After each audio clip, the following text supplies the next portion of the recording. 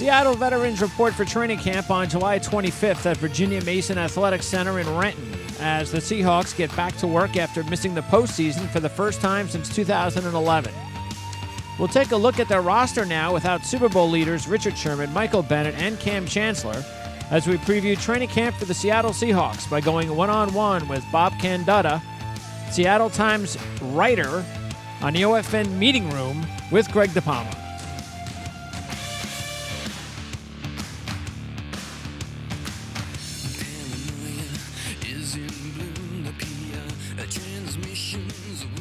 It's Thursday, July 12th, 2018. I'm Greg DePalma. Thanks for tuning in to the OFN meeting room as we preview NFL training camps for the 2018 season. Our second one today. Earlier today, we had an opportunity to take a look at what was going on in New Orleans with Larry Holder from NOLA.com. So that's available already on demand at ourlads.com, just like this interview will be on demand a little bit later on today. Let's go ahead and talk with Bob Candotta, Seattle Seahawks writer for the Seattle Times. Bob, thanks for helping us talk Seattle Seahawks football. And I said your last name in two different ways, so which way is the right way to say it? It's Candotta. Candotta, so, the second way. Yeah. Okay, yeah. Good, got it. All right, excellent, Bob. I appreciate it. How long have you been working with the Times for and covering the Seahawks? I've been with the Times since 2002. I've been covering the Seahawks since 2013. So this will be my sixth season covering the Seahawks. So yeah, my first year was the year they won the Super Bowl, and so it's sort of been a little bit of a gradual erosion of it since then. But it's been certainly interesting, no question. Well, if you take, this is definitely, though, the biggest transitional offseason, right, between the so many key players that are gone, new coaches that are brought in. They're trying a different philosophy finally on offense, run the ball more, power, try to get a little bit more power scheme. How do you think that's all working out so far? I have no idea how to say it's all working out. I don't think we're going to know that until September or October, and they start playing games. Sure. Everything sounds good. I've covered enough football through the years. Every coaching change always looks good in the off season, and you never really know for sure until it starts. But I think the player aspect of that is a much bigger deal than the coach aspect. I don't know that they're going to be that much different. A lot's been made of what Brian Schottenheimer has said about running the ball, but I don't know that the philosophy at all is going to be that different. I think they had to adjust to what they had the last couple of years, which was no consistent running backs and not a very good offensive line. And they're hoping that part's better. And if it is, then they'll be able to run it better. And if they run it better, then they'll run it more. But I don't know that they're going to force. I think it's been overblown a little bit. Okay. That they're just going to run it 80% of the time. They ran it a lot when they won the Super Bowl, and that's basically just what they want to get back to is being able to do that more. But certainly they might do it in a little bit of a different manner. No doubt. The defense to me is going to be the really big story, and can they find the new players to step in for all the guys you mentioned, Michael Bennett, Chancellor, Sherman, Cliff Averill, who, they played a lot. They played most of last year without, but still, the defensive end position is going to be a really key one for them. So they have had a huge turnover on defense, and, they might not have Earl Thomas when the year begins either. So, yeah, that's true. It could look really different on defense. And to me, that's a much bigger story, I think, than the offense. Well, best guess then about what you think might happen with Earl Thomas, because outside of Seattle, a lot of people a little bit more confused, but you're there. So, you think this is a real-for-real situation that could happen?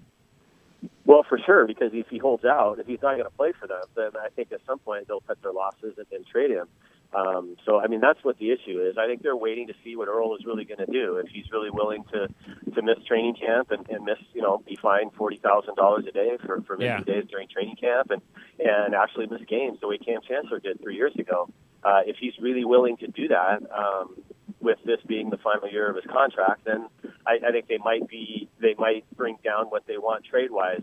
There's really nothing different in the fact that this has all been going on and that they've been talking to teams about trading for him, but nobody offered what they thought was fair market value for getting one more year out of Earl and then maybe getting a third-round comp pick if he were to sign somewhere else as a free agent. So they want more than a third-round pick. Oh, yeah. And if someone offers that at some point, then I think they could easily trade him because I don't know if they want to go in with the uncertainty of all of it. But Yep. I think they're calling his bluff a little bit right now too, and seeing if he's he held out a mini camp.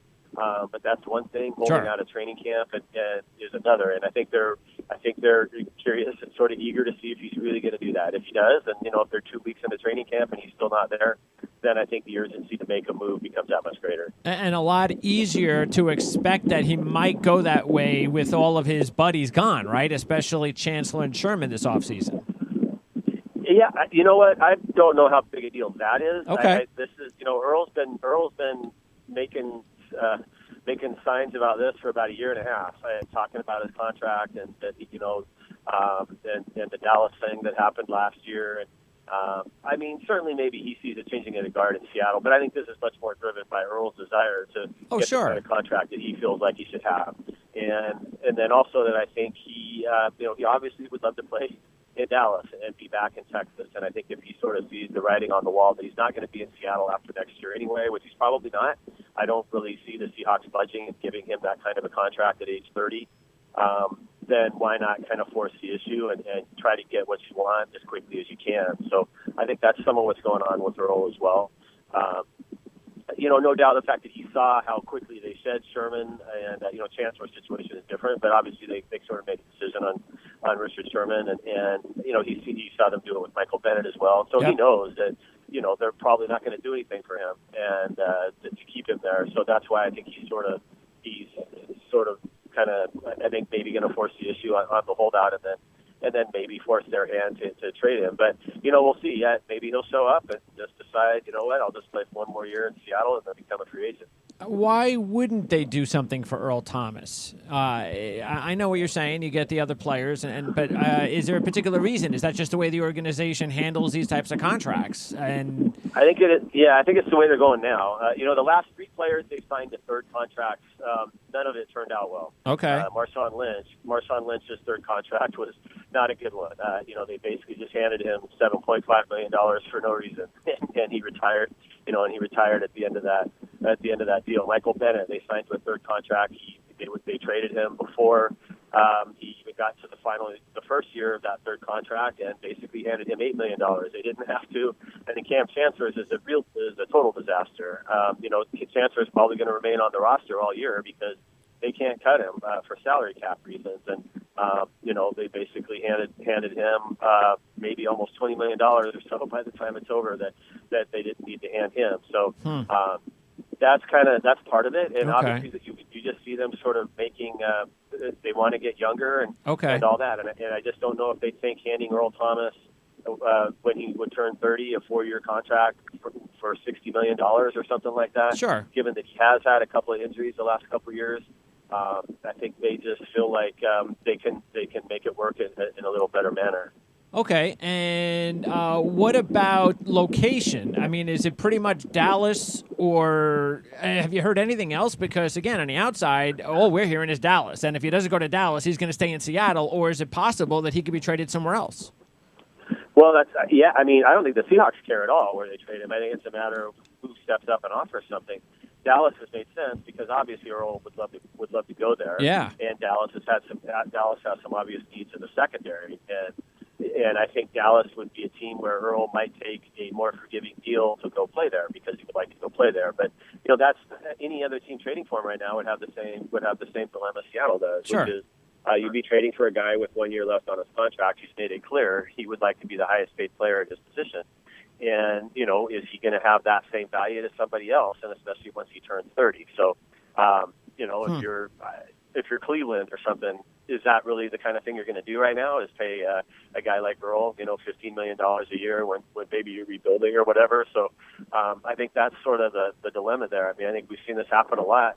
You see the weird way the safety market went in free agency this year, where you got 3 pretty good free agents who are still unsigned, three pretty good safety free agents who are still unsigned. That's true. So I think the Seahawks, I think we're going to find out. This year will be a real test of it. But I think Pete Carroll believes in his system quite a bit, and I think he feels like they can plug and play to an extent. And so I think that's some of the situation with Earl as well. they've seen some of the guys who have had success here who went somewhere else and maybe didn't have the same success, and I think that's emboldened them a little bit to feel like, well, maybe we get more out of these guys than maybe somebody else would, and that maybe we can bring in some other guys and have the same kind of success. So, we'll see. This year will be a real test to that without a lot of the key guys from the Super Bowl era there. You think if Dallas offered Seattle a second-round draft pick that they would make the deal? Yeah, I think they would have done it months ago, but Dallas didn't do that. So that surprises me. Doesn't that surprise you a little bit from Dallas's perspective? Yeah, maybe.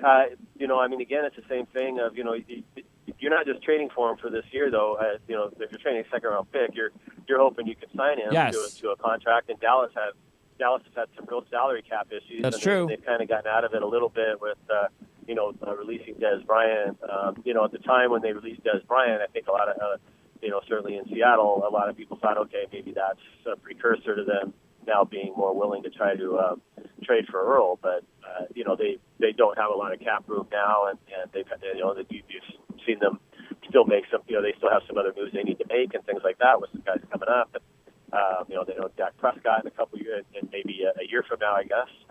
They're going to have to do something with him. So it's sort of just that balancing act that teams always have. And so it's the same thing. Dallas. Anybody could use Earl Thomas. It's just a matter of, do you really realistically think you'll be able to get him to the kind of deal that will kind of keep him around long term? I think giving up a second round pick worth it. No, that makes sense. And if the Cowboys wind up figuring that out, then to me that would be an obvious move. All right, let's go ahead and try to get through this roster then for the rest of our time for Seattle as they enter training camp real soon. We know about Russell Wilson and how great he is, but backup situation. This is Austin Davis as a backup number 2? That's a really good question. They only have 2 guys on the roster. They have Austin Davis and a guy named Alex Magoo that they picked up in the 7th round. And I think they'll give Alex Magoo a lot of time in the preseason. And I think if he shows much, I think they might like to go that route and to get sort of a younger quarterback in the system. But it's kind of dumb to say groom because I think the expectation is Russell Wilson will be the quarterback here for another decade or whatever. Yeah. But you still always. You still always like to have somebody else around to kind of do that. So, we'll see. They sort of know what they have in Austin Davis. And I would probably caution people to not read a lot into who gets the playing time in the preseason because I think they know for sure what they have in Austin Davis. They've seen enough of him through the years. I think they'll give Alex Magoo a lot of time in the preseason games to get a sense of what he can do. Okay. Now, Rashad Penny was a major move for them. He's clearly got to be the guy, but Chris Carson played well last year before the injury, so they have to feel pretty good about their running back situation now compared to what they had to deal with last year. Yeah, I think if the season began today, Chris Carson would be the starter. But I think they'd figure out ways to get Penny on the field quite a bit. One of the things they want to do with Brian Schottenheimer is throw the ball to the running backs a little bit more, and they think Penny, he didn't put up huge receiving numbers in college, but they feel like he's a much better receiver than those numbers would indicate, or that he can be. And so I think they think there's ways they can get both those guys on the field at the same time and sort of rotate them a little bit. And, Chris Carson hasn't played a full season of football since high school. He's had injuries. He's had injuries quite a bit, junior college and at Oklahoma State. And so that was part of the thinking behind Penny, too. People sometimes we look at this black or white, like you just drafted one guy and then he's going to be the guy who gets, every single carry. They have had so many injury issues really for the last 3 years at tailback that they just wanted to add to the depth there and make sure they have enough tailbacks to get through a season and not be having to sign guys off the street, things like that. Like they've had to do quite a bit the last few years to suddenly fill in the hole. So that was part of the thinking there too. So I think they feel like with Carson and Penny, they've got a good 1-2 there, regardless of how it works out who the starter is. And then you've still got a few other guys like Mike Davis and CJ Prosise and who maybe can factor in as well. Okay. Yeah, bad combination of banged-up running backs and a bad offensive line. That's not a good recipe for an offense, and that's why Russell Wilson's been running for his life recently. So anyway, so no matter what, though, Chris Carson right now is definitely the number 1 running back. Yeah, I think so. He was throughout all the off-season program. Okay. Well, I mean, he was last year. Sure, I think sure. people forget that. Yeah. He was their starting running back. Yep. The first 4 games of the season, and had 2 pretty good games. Had a real nice game against the 49ers in the second week of the season, and then was on his way to having a good game against the Colts when he got hurt and was knocked out for the season. So he had emerged as the starter. And Okay. So I think they feel like he's back to that. He got healthy. He put on a little bit of weight. I know he changed up his conditioning regimen a little bit. I think to try to figure out. I mean, the injury he had last year was really a fluke thing. It's hard to say he could have done anything to prevent it, but I think he's doing everything he can to try to prevent injuries and stay healthy and get ready for the 16-game kind of grind that is a season. So, yeah, I think he would be the starter if the season began today, and Okay. Penny would be your guy that maybe comes in on the 3rd series of the game, that sort of thing. Okay. They would for sure find ways to get him out there, and I think find some ways. I think they feel like Penny could be a more than serviceable 3rd down type back as Sure. well. The Seahawks, like a lot of teams, have had a real, pretty clearly defined roles there in the last few years, where they have a, sort of an early down running back and then a 3rd down 2-minute back. And, so Penny, if nothing else, I think they feel like could serve that as well. And that's something they struggled with the last couple of years. They drafted C.J. Prosise to sort of serve that. Yep. But he's really had trouble staying on the field. And so that was another thought with Penny was, he's a guy who can fill several roles there, and with the health issues they've had at tailback, that one way or the other, they figured, he'll get on the field quite a bit. Well, he's a dynamic kick returner, Penny is, so that's why you do want to get him the ball in space, and he's a game breaker, so it makes a lot of sense that they want to get him the ball on 3rd down as much as possible. By the way, Fowler, the free agent, and Hill, the rookie free agent, they're going to battle for the fullback job because I think Hill's a good player. I think Hill might actually win that job, but is that an actual, straight-up competition? Yeah, and you're right. I've done a couple of 53-man projections, and I've projected Hill to win that. Okay. He certainly looks the part. He was hurt through most of their off-season program and stuff like that, so I only saw him on the field a couple times. But yeah, he really looks the part that Yes. way. He had some tight end experience in college as well, so I think they feel like he's a guy you could. Who could be sort of versatile for you as well. He's a big guy that could be 250 pounds or so, could be a lead blocker, but also a good enough receiver. He could be a threat that way. So for sure, it's another thing. I think there's a little bit of a misnomer that they got away from having a fullback. They just had trouble keeping any of them healthy the last few years. They had a couple of guys, Derek Pullman and Will Tutuafu and things. Those guys ended up moving on for a variety of reasons. Last year they had a couple of guys, and Trey Madden, who's still on the roster, but he got hurt midway through the season, and they would really like to get back to having a fullback for sure. And so I think one or the other, Hill or Fowler, I would think would make it. But yeah, I think Hill's got a really good shot to do that. All right, Jimmy Graham's gone, so Nick Vannett, I guess it's time for him to step up. They bring in Ed Dixon, so he's a reliable veteran, and Dissly was also added as the rookie tight end. Is this going to be a big loss for them, losing Jimmy Graham? Yes and no. For sure. It never became quite what I think everybody thought it would with Graham in Seattle, and this was one that was as much about him wanting to move on as them as well. I don't think he had much desire to stay, and I think they kind of figured that out and didn't really make an offer to him because I think it was like, what's the point kind of thing. Sure. They're going. You're right. Certainly, they're going a little bit of it. I think they would like to get back to being a little bit stronger up front with their line, and so all the tight ends they have are guys that I think they feel like could be pretty good blockers.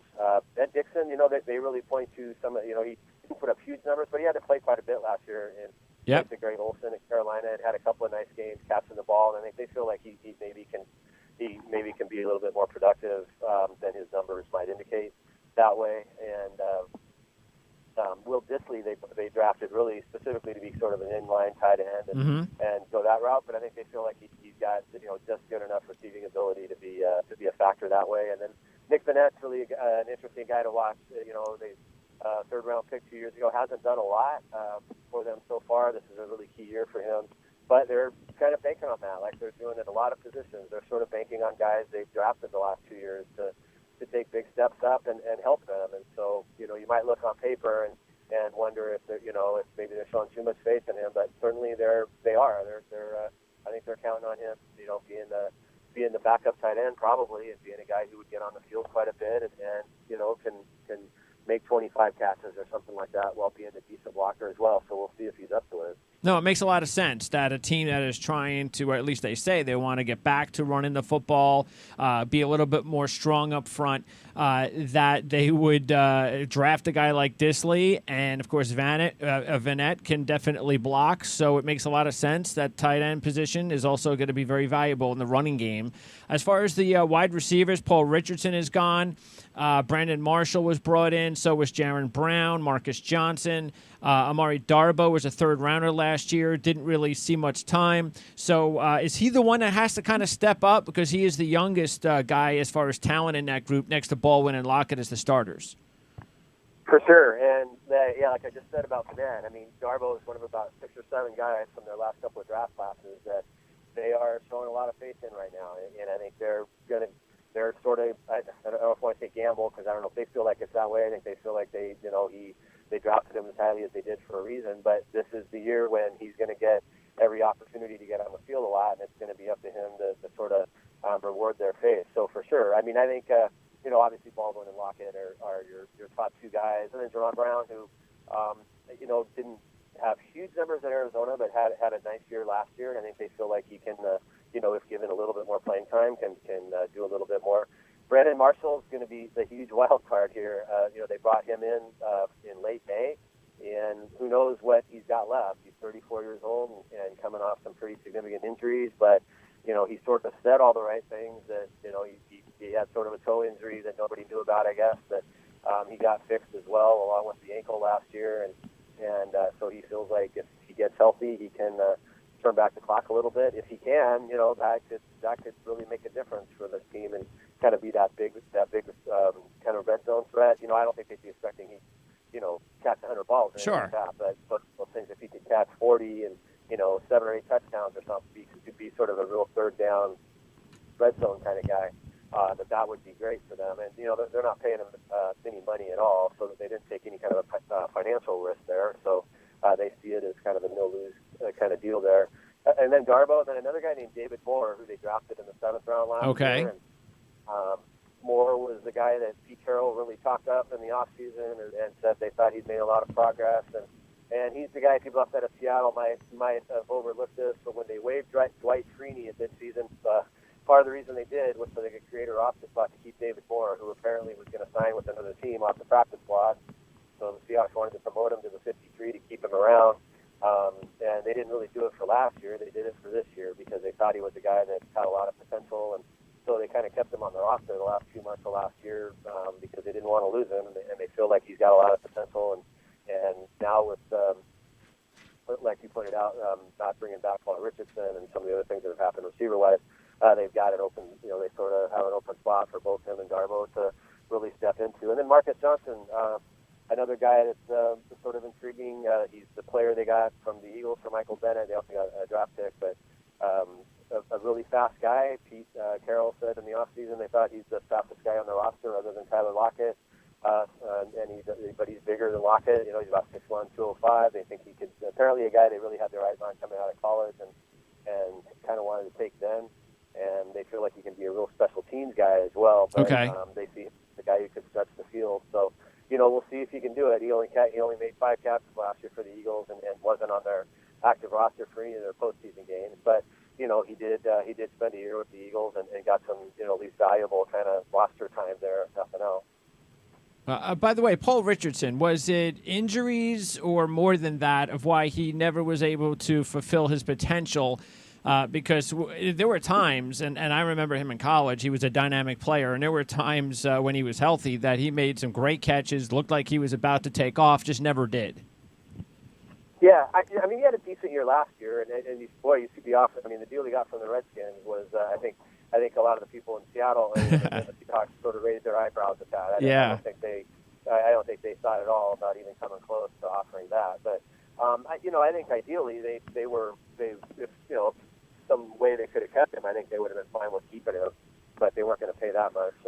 He had a decent year last year and did make some big plays.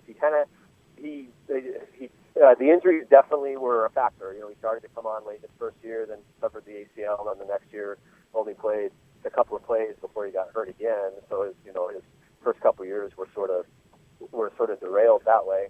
But I think it was, he sort of just had some lapses. He would kind of just disappear a little bit. I think there was sometimes. I think he was the guy they felt like sometimes there was some communication issues maybe between him and Russell and things like that prevented him from, making as many big plays as he could have. The Seahawks, obviously, ever since Russell's been here, they make a lot of plays when Russell's running around, and guys sort of have to know where Russell's going and go where he can get him the ball, kind of thing. And Doug Baldwin's a master at that. Jermaine Kearse was really good at that. And some of the other guys, Golden Tate, obviously, for a couple of years.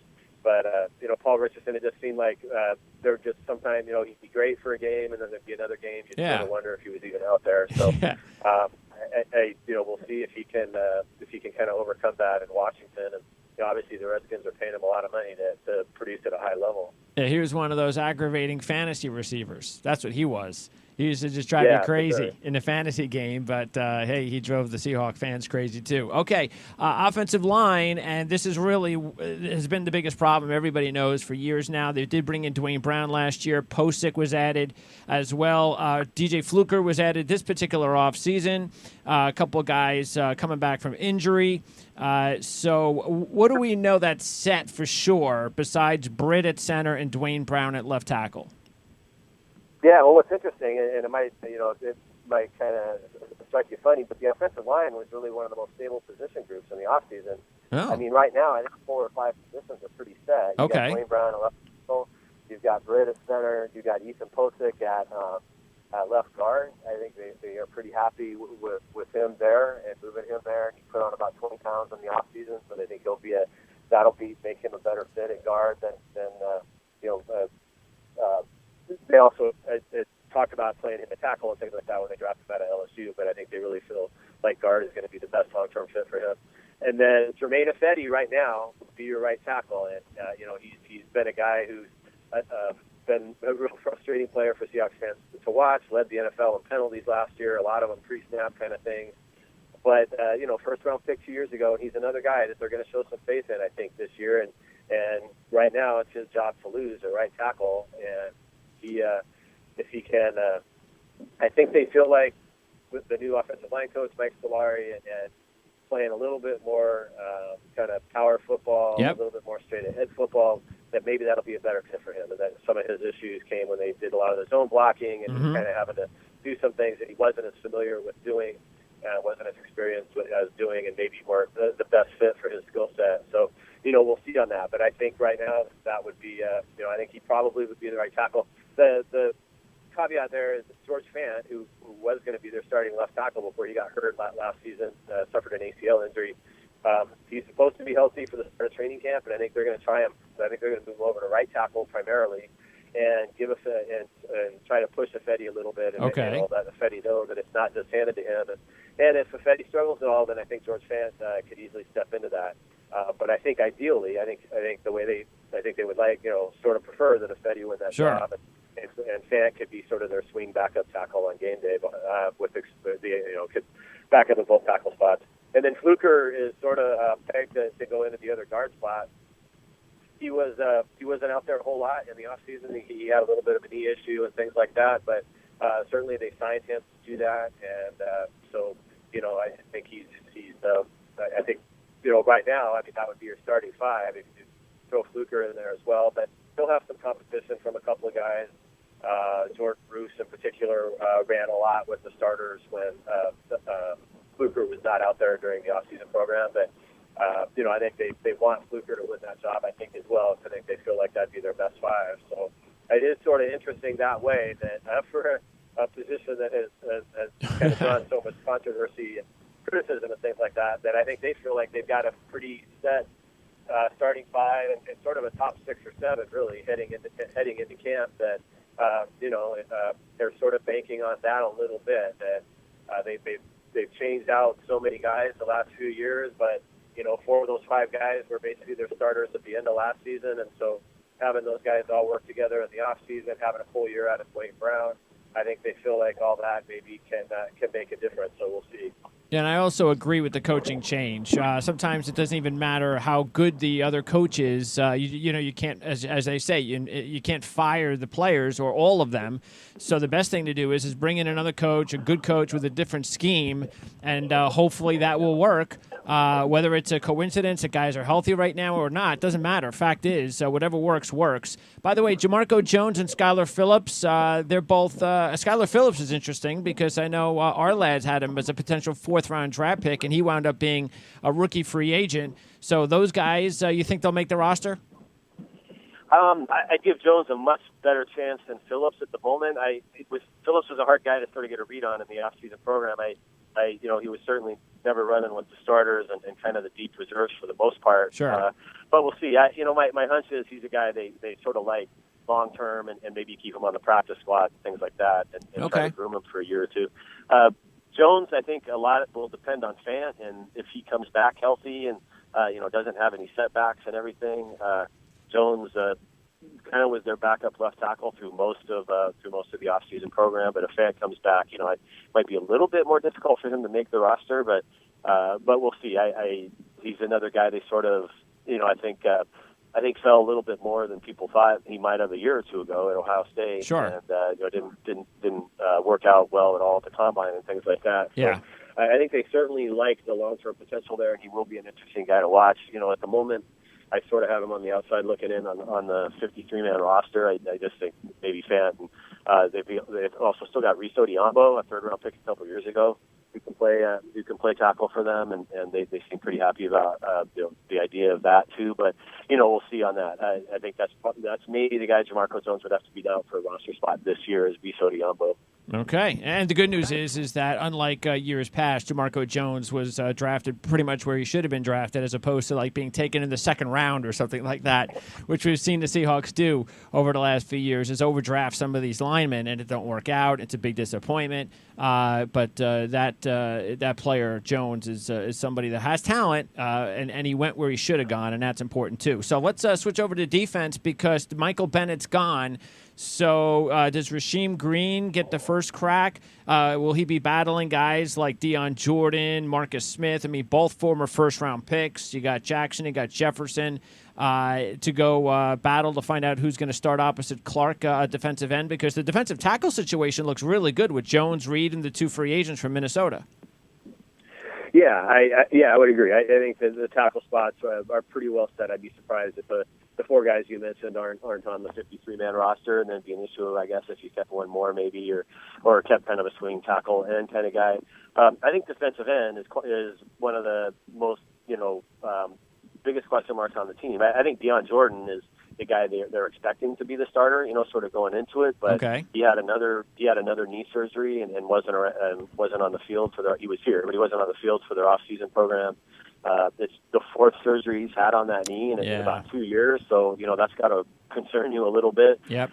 He came on and played pretty well in a couple of games last year, but it really was only about 4 or 5 games. So they're counting on him being able to play that way for a 16-game season, but that's something he's never done in an NFL season. So I do think it would not surprise me at all if defensive end is the spot where the Seahawks really heavily pursue the waiver wires and things like that. Really? Okay. And potentially add a guy or two there. But yeah, you've got, as you mentioned, Brandon Jackson.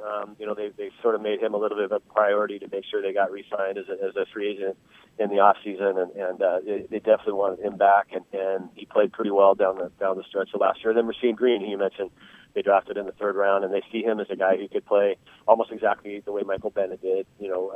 Play end and the base defense and move inside on the nickel and be an effective pass rusher inside and things like that. Another guy, he was sort of nicked up in the off-season program. We didn't see him out there a lot, but they for sure will throw him out there quite a bit. And being a third-round pick, you'd be pretty surprised if he didn't make the roster. So for sure, I think those three guys at end, and then you mentioned Quentin Jefferson, a guy they brought back last year. They drafted him a couple years ago, and spent a couple of weeks with the Rams in the interim there, and then they brought him back when they had their injury issues last year. And I think they still think he could be an effective guy for them. and Marcus so Smith. there's somebody I miss. Yeah, Marcus Smith. There you go. Yeah, he's more of kind of the Leo and sort of more of a backup for Frank Clark kind of guy. Okay. Than the other side, but for sure, Marcus Smith, he can even play some strong side linebacker for them. And so I think right now, I think he'd be a really good shot to make the roster and be kind of a backup pass rusher, the Leo guy, and kind of rotate with Frank Clark a little bit. So, but I definitely, they Barkevius Mingo fits in there a little bit. He's listed as a linebacker, but he's another guy who could, for sure, kind of move up and play on the line as a rush end in nickel situations as well. So I think they feel like he could do that some. But they, I think they, for sure, I think I could definitely see them continuing to look at guys. And they also drafted a guy, Martin, out of Temple, and he played with because of the injury issues they had in the offseason program. He was one guy who was healthy through all of it, and there was a lot of days on their starting defense. He was the number one defensive Leo, or their kind of edge rusher position. Well, that was with Frank Clark being out and some of the other guys who were not being out there a whole lot. But he's a guy they seem pretty excited about it. There was sort of a late round pick who I think maybe impressed them in the offseason program. It was him. So we'll see if he can do that once they start playing games in the preseason as well. So they've got some guys. But, yeah, sure. Other than Frank Clark, everybody comes with a little bit of a question mark. So, like I say, it wouldn't surprise me at all if they kind of continue to maybe add to that spot a little bit if some guys become available. Well, the good news is there's competition, and they just need one guy to step up. And if they do that, then maybe they're okay. By the way, Malik McDowell, what's the latest with him? Yeah, I mean, he's not going to be playing. That's another thing. Just contractually, they got to figure out how they're going to handle that, I think. But yeah, there's zero expectation that he's going to be on the field, and in fact, they sort of sent a pretty loud signal of that by giving Rasheem Green his number. Okay. So Rasheem Green and McDowell are both on their roster as 94, and so it's just sort of been a kind of a touchy roster contractual situation there, basically, because I think there's some concern over, this could end up before an arbitrator or something based on if they tried to get back some of the bonus or whatever. So okay. I think there's just some things like that. That's why he remains on the roster. But okay. I don't think he's going to be. It wouldn't surprise me if they made a move with him before training camp begins, which is 2 weeks from today, sure. Or maybe he just starts off on the PUP list and they carry him for a little while so they can figure it out a little bit more.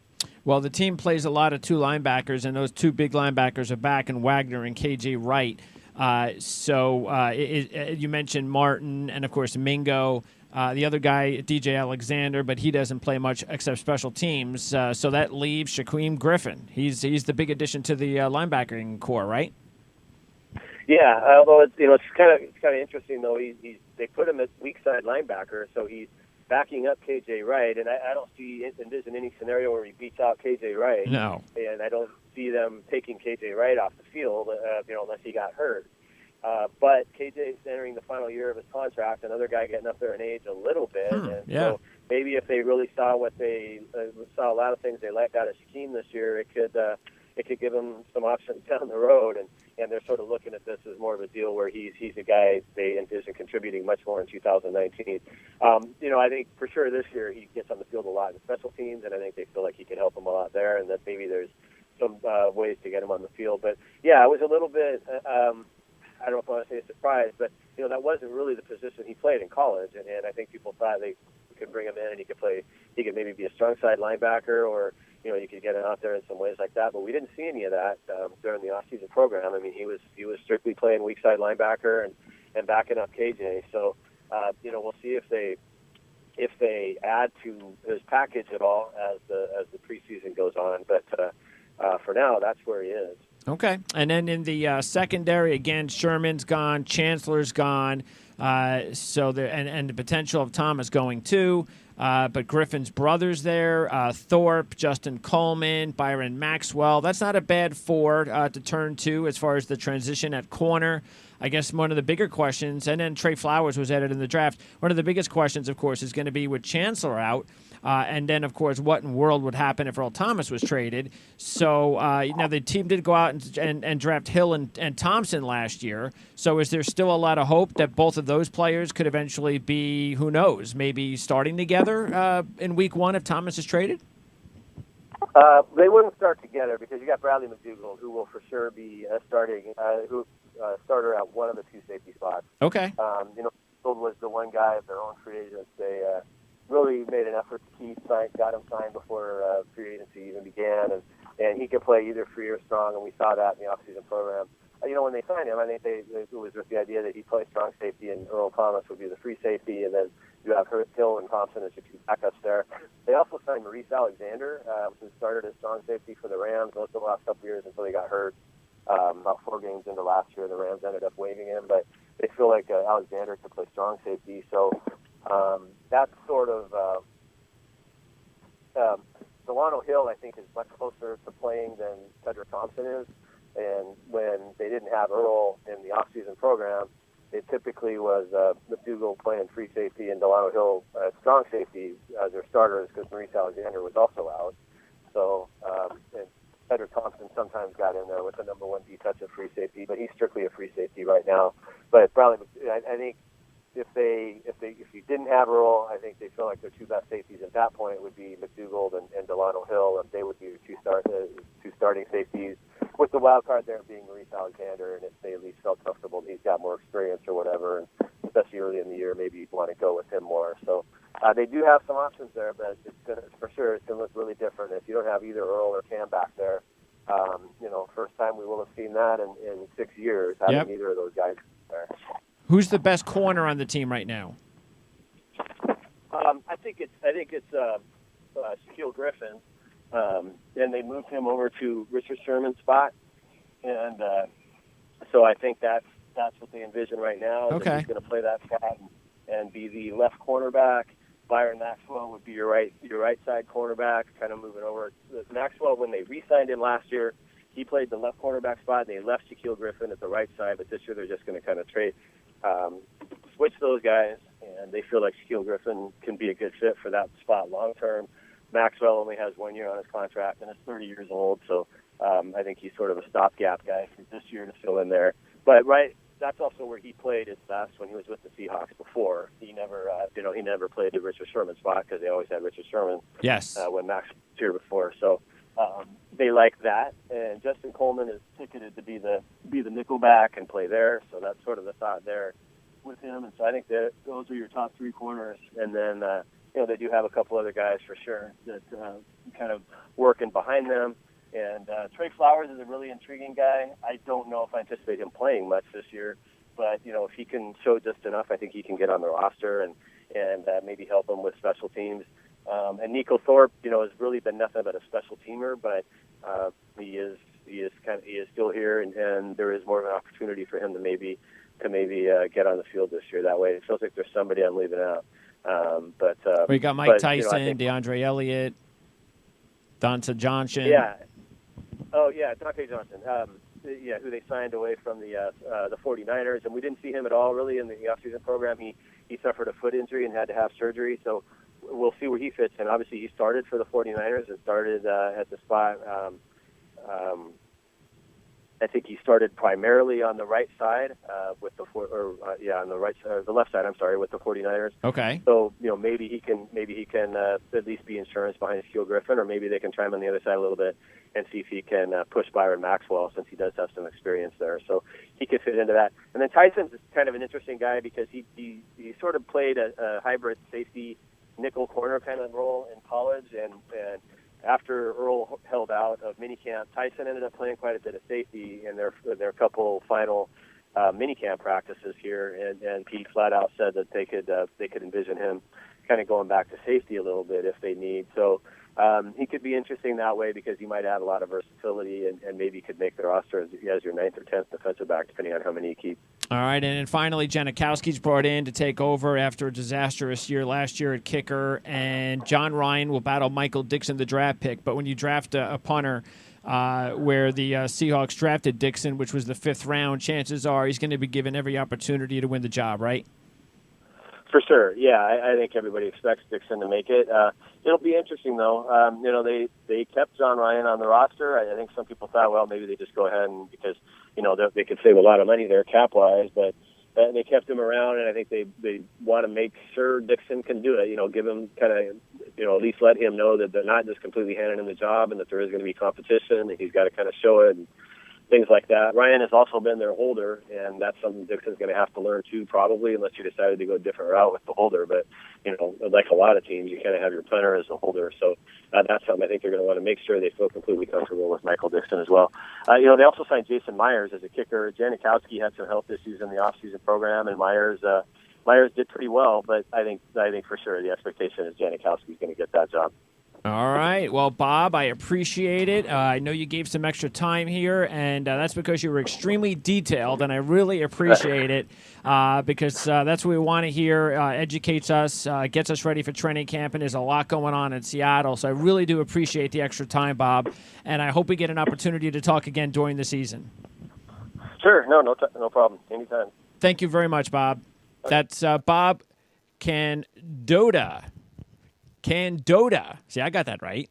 Bob Candota from the Seattle. I just keep saying it. From the Seattle Times. I'm pretty bad at. I'm usually bad at first names, to tell you the truth. First names is really what I'm bad at. Pronouncing names, it is what it is. I mean, I'm as bad as anybody in pronouncing names, last names. But that's only because you got to understand, the NFL is not just my only gig. I mean, college football and every other sport known to man on the other network that I own, Prime Sports Network. So I've got names up to what for everything. So it's always easier for me to just say somebody's last name, because when I try to say somebody's first name and remember it, I can get pretty screwed up. But anyway, hopefully we'll get Bob on again some other time. Phone connection wasn't the greatest, but that's okay. I'm glad we were able to get Bob on nonetheless.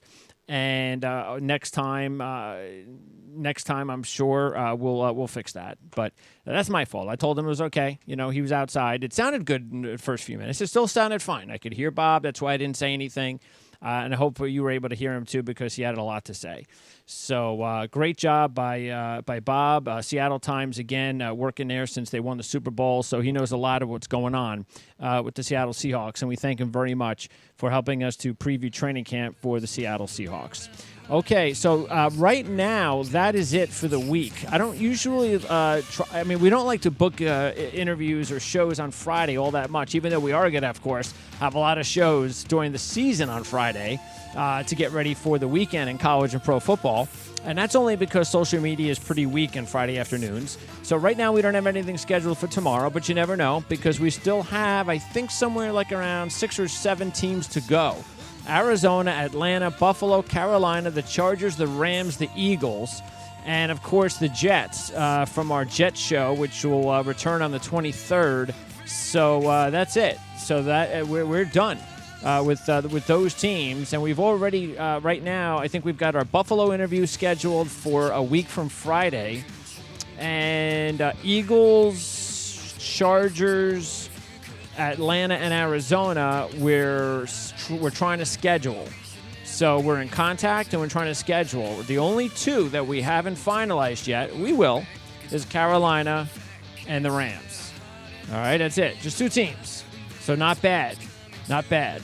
I don't remember when we started this a few weeks ago. So 32 teams in, I don't know, I guess when we finally get to that 32nd team, we'll come up with the 32 teams in how many days. And by the way, once we are done with the training camp previews, then we start turning our attention to college football previews.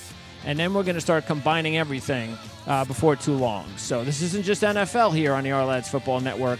We're going to talk a lot of college football too. So that'll wrap it up. Don't forget to order a subscription of your choosing. Go to ourlads.com, the subscription area. And the latest guide is the draft review guide. So that's been out for a little bit more than a week. So you can still order that now. And follow us on Twitter at PrimeSN.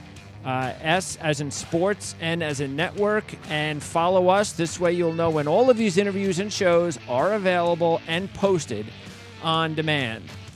Thanks for listening to this edition of the OFN Meeting Room with Greg DePalma on the Ourlads Football Radio Network, where it's never too early to think about the start of the 2018 football season. We'll see you next time.